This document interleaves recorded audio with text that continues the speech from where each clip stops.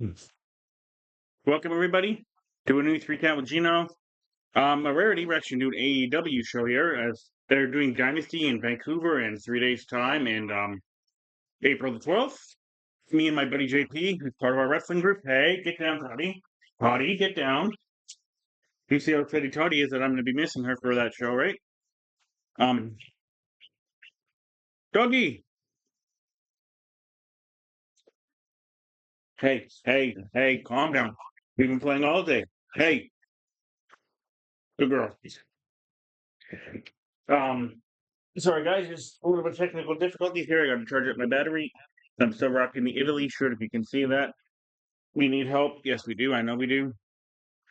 Um, so this one, like I said, is going to be a preview, or I mean, a prediction show for AEW Dynasty. Um, I'll be doing a review of it afterwards because I'm going to it live, and really looking forward to it. It's nine matches. Starts at 4 o'clock in the afternoon. I'm really hoping it doesn't run really late. But we're going to go over the rundown the way that why can't I think right now? Wikipedia has it set up.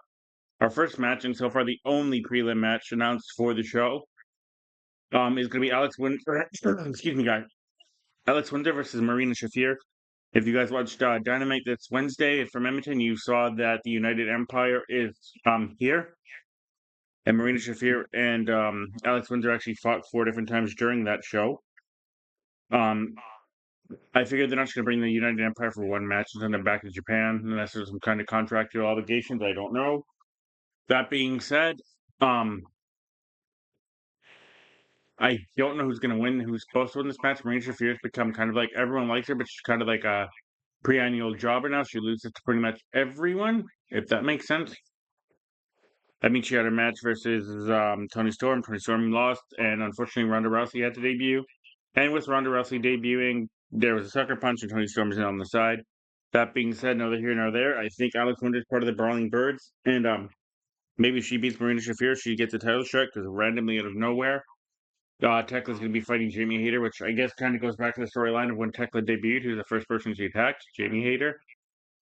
Um, I'm kind of scrambling because I don't know who's going to pick this match. I think it's going to be a very good match. I think it's going to be a very hard hitting match.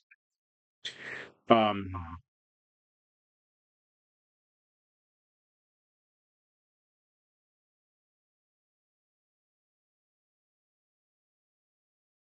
um, maybe the preview might happen later on in the night because the United Empire did win the match on Dynasty. I mean, Dynamite.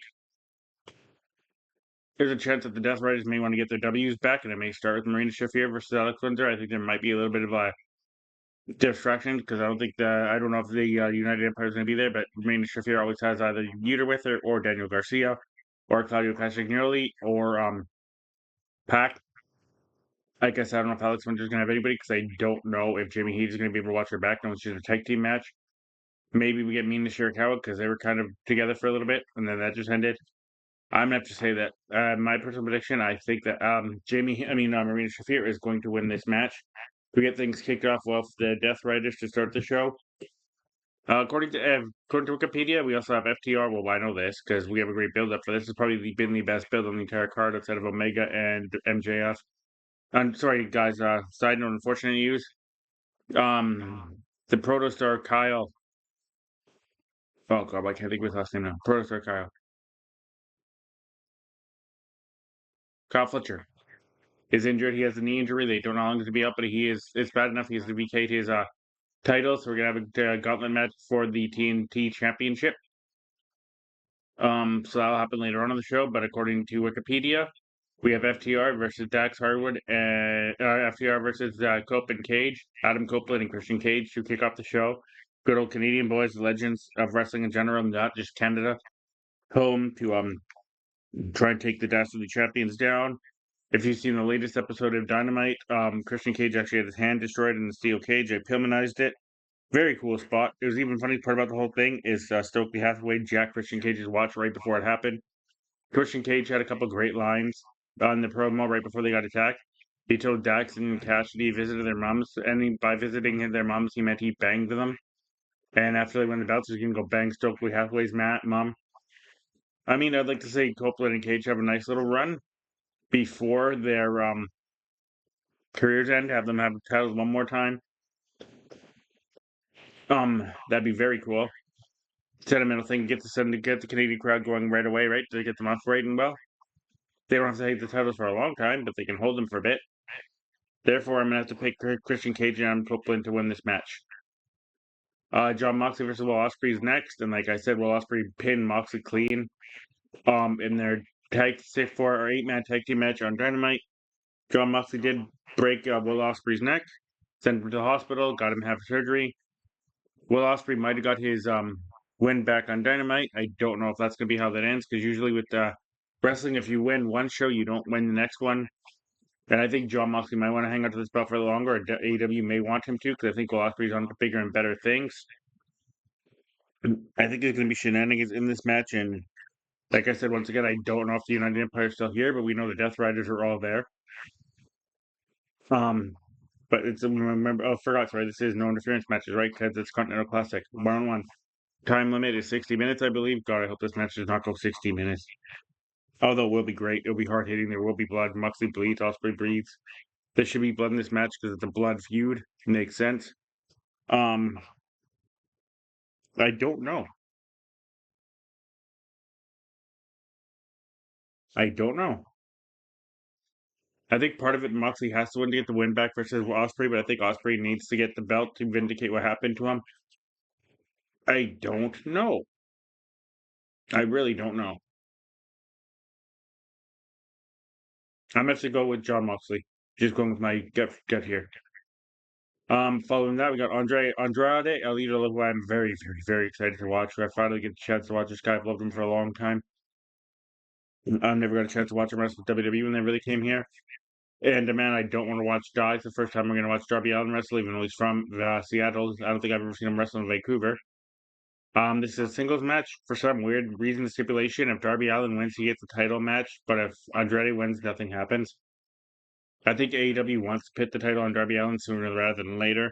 I think Andrade would be a great champion as well. I think Darby would be that great underdog fighting from beneath babyface champion who can take beatings and keep coming.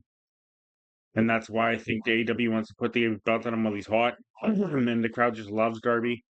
I mean, hope to God we never, ever, ever, ever, ever go back to that feud with that fucking lunatic from the Dogs.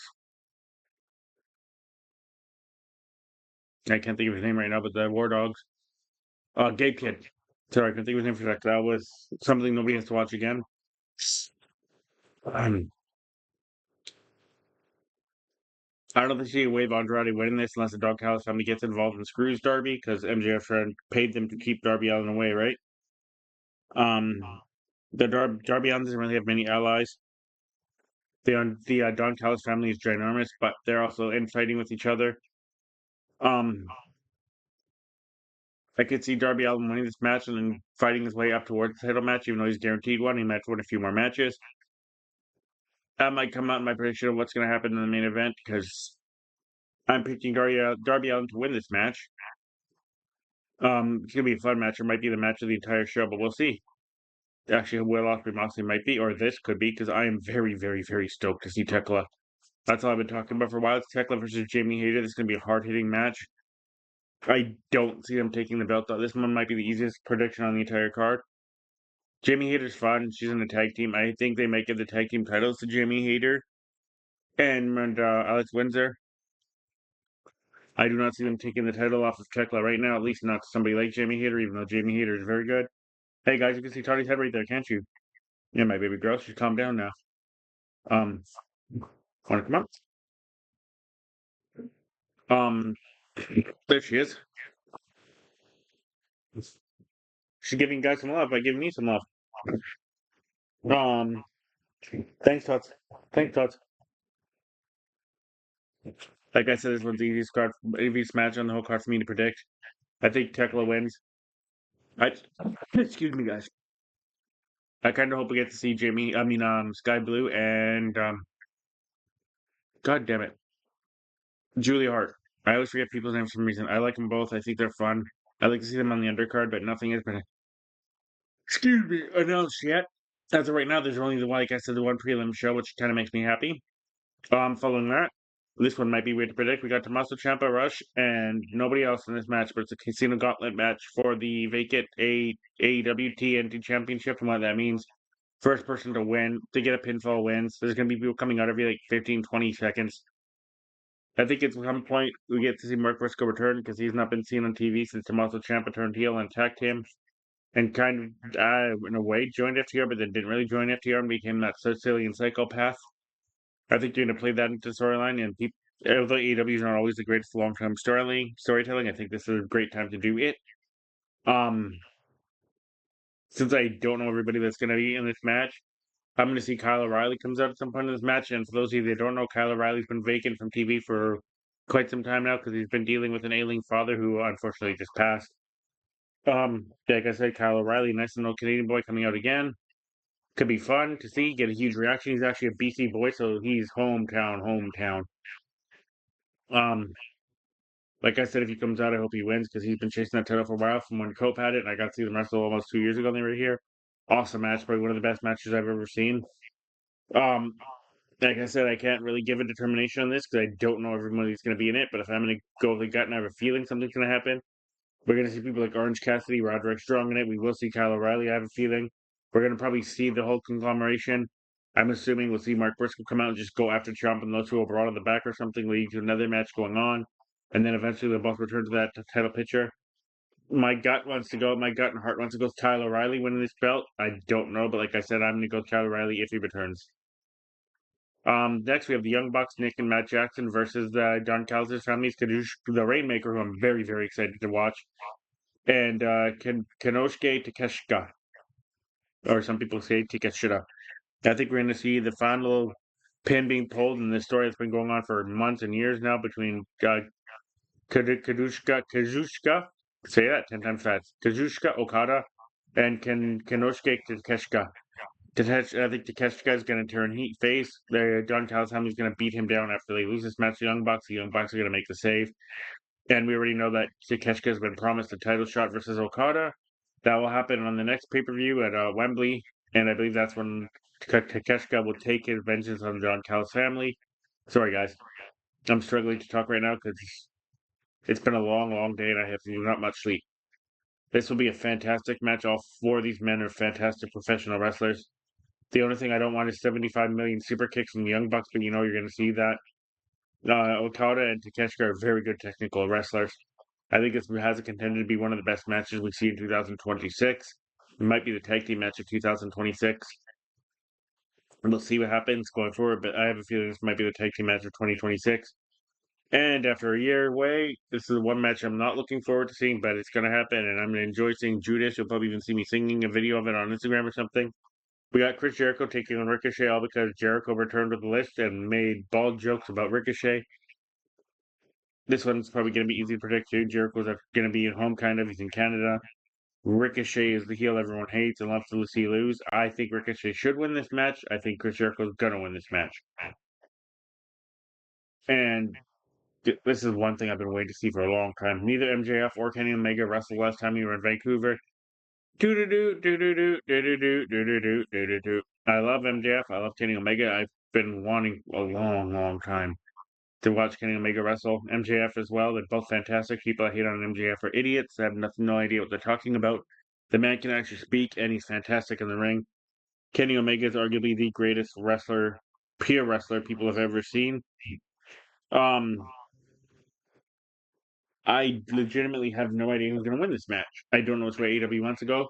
If they want to take that belt off of Omega and give it, off of MJF and give it to Omega. Sorry, guys, Saudi needs to go out in a minute here.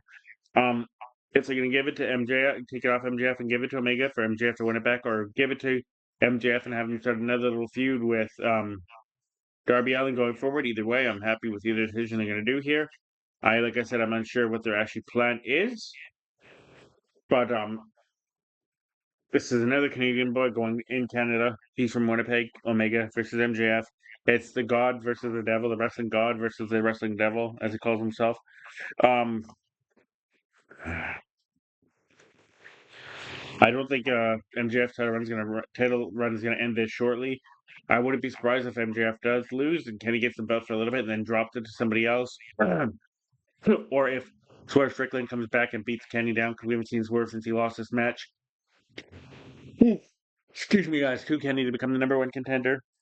Um, I'm 50-50 on this match.